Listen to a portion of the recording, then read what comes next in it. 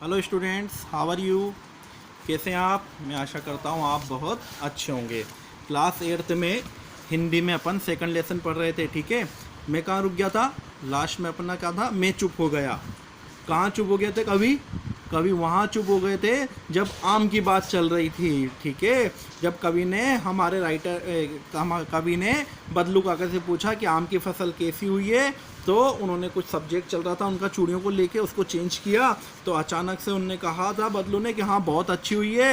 ये कहकर उन्होंने अंदर अपनी बेटी को आवाज़ दी थी और कहा था कि आम तो लिया। तो फिर मेरी और मुखातिब होकर बोले थे, माफ़ करना लला, मुझे मैं आम तेरे को खिलाना भूल गया था। तो एकदम हमारे कवि ने क्या कहा, नहीं नहीं नहीं काका, आम तो इस साल बहुत खाए हैं, वाह वाह, बिना आम खाए कैसे जाने दूँ, काका ने कहा था। तो एकदम से फिर हमारे कवि चुप हो गए थे। क्यों हुए थे चुप, मुझे वे दिन याद हो आए जब वह मेरे लिए मलाई बचा कर रखता था। बदलू, आपको पता है ना, शुरू में स्टार्टिंग में अपन ने कहानी पढ़ी थी, तो बदलू काका क्या करता था कि जो मलाई होती थी, दूध में से जो मलाई बचती थी, वो लला के लिए रखते थे, यानी हमारे कवि के लिए बचा के रखते थे। आम के साथ वो बातें भी उनको वो याद आ गई। फिर गाय तो अच्छी है ना काका, कवि ने क्या पूछा, मैंने पूछा, मतलब कवि ने पूछा कि गाय तो अच्छी है ना काका, क्योंकि उनको एकदम से मलाई की भी याद आ गई। तो उन्होंने पूछा गाय तो अच्छी है ना काका, गाय कहाँ है लला, गाय कहाँ है लला। तो बदलू काका ने क्या जवाब दिया, गाय कहाँ है लला, 2 साल हुए हैं बेच दी, कहाँ से खिलाता। क्योंकि गाय को खिलाने के लिए उनके पास पैसे नहीं थे। कारण क्या था, क्योंकि जो लाख की चूड़ियाँ पहले चलती थी अब तो वो बंद हो चुकी थी, कांच की चूड़ियाँ उसकी जगह चलने लगी थी। तो लाख की चूड़ियाँ जो चलती थी अब बंद हो गई, तो वो कमाते कहाँ से, अब कमाते नहीं। तो इसलिए उन्होंने कहा कि गाय को कहाँ से खिलाता, इसलिए हमने गाय बेच दी। इतने में रज्जो, उसकी बेटी, अंदर से एक डलिया में ढेर सारे आम ले आई। इतने में क्या हुआ, जो रज्जो थी, बदलू काका की बेटी थी, अंदर से एक डलिया, मतलब एक भगोनी टाइप आइटम है, उसमें बहुत सारे आम ले आई। यह तो बहुत है काका, इतने कहाँ से खा पाऊँगा। हमारे कवि ने कहा, ये तो बहुत सारे आम है काका, मैं इतने सारे कहाँ से खा पाऊँगा। मैंने कहा, मतलब हमारे कवि ने कहा। तो फिर काका बोले, वाह वाह, वह हंस पड़ा, शायरी ठहरे ना। उन्होंने कहा, तुम शायरी हो ना, मैं तुम्हारी उम्र का था तो इतने चौगुने आम तो एक बगत में ही खा जाता था। यानी जितने आम उनकी बेटी लेके आई है उससे 4 गुना आम तो बदलू काका कह रहे थे कि मैं एक टाइम में ही खा जाता था। आप लोगों की बात और है, मैंने उत्तर दिया। तभी हमारे कवि ने उत्तर दिया कि आप लोगों की बात कुछ और है, क्योंकि हम शहर के लोग हैं। तो शहर के लोग क्या होते हैं कि ज़्यादा खान पीन अच्छा मिलता नहीं है, तो उनकी सेहत वगैरह, उनकी डाइटिंग वगैरह इतनी अच्छी होती नहीं है।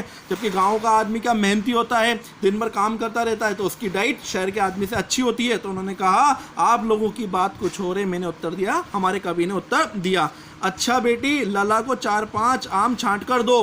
तो काका ने फिर उसकी बेटी से कहा कि चलो ठीक है, लला को 4-5 आम अच्छे से छांट कर दे दो, सिंदूरी वाले देना। सिंदूरी कलर के होते हैं ना आम, वो क्या होते हैं, अच्छे मीठे होते हैं, लाल कलर के होते हैं। तो काका ने बोला कि सिंदूरी वाले आम देना। देखो लला कैसे हैं, साथ में लला को बोला, यानी हमारे कवि को बोला कि देखो तो आम कैसे हैं। इस साल यह पेड़ तैयार हुआ है, मतलब जो आम छांट के दिए थे वो उसी साल पेड़ के थे। रज्जो ने 4-5 आम अंजुली में लेकर मेरी ओर बढ़ा दिया। अंजुली मतलब हथेली, हथेली में लेके 4-5 आम रज्जो ने हमारे कवि की तरफ बढ़ा दिए। आम लेने के लिए मैंने हाथ बढ़ाया तो मेरी निगाह एक क्षण के लिए उसके हाथों पर ठिठक गई। जैसे उनने आम के लिए, हमारे कवि ने हाथ बढ़ाए रज्जो से आम लेने के लिए, तो उसकी कलाई में क्या था, याद करो, एकदम उसकी आंखें ठिठक गई। यानी उसकी कलाई पर देखा होगा, और कलाई पे क्या होगा, लाख की चूड़ियाँ। देखो आगे पढ़ते हैं, गोरी गोरी कलाइयों पर लाख की चूड़ियाँ बहुत ही फब रही थी। जो रज्जू की गोरी गोरी कलाइयाँ थी उस पर लाख की चूड़ियाँ बहुत ही फब रही थी, मतलब बहुत ही अच्छी लग रही थी। बदलू ने मेरी दृष्टि देख ली, और जब मैं ये घटना देख रहा था, यानी लाख की चूड़ियाँ उसके उसमें हमारे कवि रज्जू की कलाइयों पे देख रहे थे, इतने में बदलू काका ने उन्हें देख लिया और बोल पड़े, यह आखिरी जोड़ा बनाया था जमींदार साहब की बेटी के विवाह पर।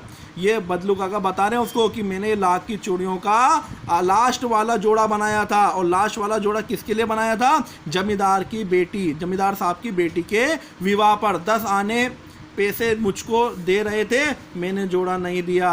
10 आने पैसे मुझको दे रहे थे, 10 आने दे रहे थे, लेकिन बदलू काका आप जानते हैं कि शादी के टाइम से अपनी मुंह मांगी रकम वसूल करते थे, तो 10 आने मुझे दे रहे थे, मैंने जोड़ा नहीं दिया। का शहर से ले आओ। बदलू काका को 10 पैसे नहीं समझ में, 10 आने समझ में नहीं आए, तो उन्होंने मना कर दिया कि 10 आने मुझे नहीं चाहिए, जाओ तुम शहर से लेके आओ। मैंने आम तो ले लिए, इतने में हमारे कवि ने आम ले लिए रज्जू के हाथ से और खाकर थोड़ी देर पश्चात चलाया, और खाते हुए थोड़ी देर बाद चलाया। मुझे प्रसन्नता हुई, कभी कह रहे हैं कि मुझे प्रसन्नता हुई कि बदलू ने हार कर भी हार नहीं मानी थी। बदलू काका ने हार कर भी हार नहीं मानी थी। कैसे नहीं मानी थी? क्योंकि बिल्कुल खत्म हो गया था, लाख की चूड़ियां बिल्कुल खत्म हो गई थी। बाजार में कांच की चूड़ियों का प्रचलन हो चुका था। उसके घर पे खाने के लिए पैसे नहीं थे, इसलिए उन्होंने गाय को भी बेच दिया। गाय को भी वो कहाँ से खिला पाता? केवल आम की फसल उसके यहाँ पड़ी हुई थी। फिर भी उसने अपने जमीर से, अपनी ईमानदारी से कोई सौदा नहीं किया। उसने अपना रुतबा वही कायम रखा जो पहले था। यानी पहले भी जब वो लाख की चूड़ियां चलती थी, तो वो जब कभी शादी होता था तो अपनी मुंह मांगी रकम लेता था। चाहे लाख की चूड़ियां बिकना बंद हो गई हो, लेकिन फिर भी उसने शादी पे जमींदार साहब को उनके 10 आने की बदले में चूड़ियां नहीं दी। उनका व्यक्तित्व कांच की चूड़ियों जैसा न था कि आसानी से टूट जाए। कभी कह रहे हैं कि उनका व्यक्तित्व इतना आसान नहीं था कि कांच की चूड़ियां जैसे टूट जाती हैं, ऐसे उनका व्यक्तित्व टूट जाए। वो अपने बात पर, अपने व्यक्तित्व पर टिके रहने वाले इंसान थे। कंप्लीट आपका ये लेसन हो चुका है, ठीक है। अब आपको अभ्यास प्रश्न क्वेश्चन आंसर करने हैं, ठीक है। सारे कंप्लीट क्वेश्चन आंसर करना। नेक्स्ट वीडियो में अपन चर्चा करेंगे कि आपने क्या क्या आंसर्स लिखे हैं, और कोई प्रॉब्लम हुई तो उसको सॉल्व करेंगे। इसके बाद हम नेक्स्ट लेसन पढ़ेंगे बस की यात्रा, ठीक है। जब तक आपको इस लेसन का रिवीजन करना है और क्वेश्चन आंसर ढूंढना है। Thank you.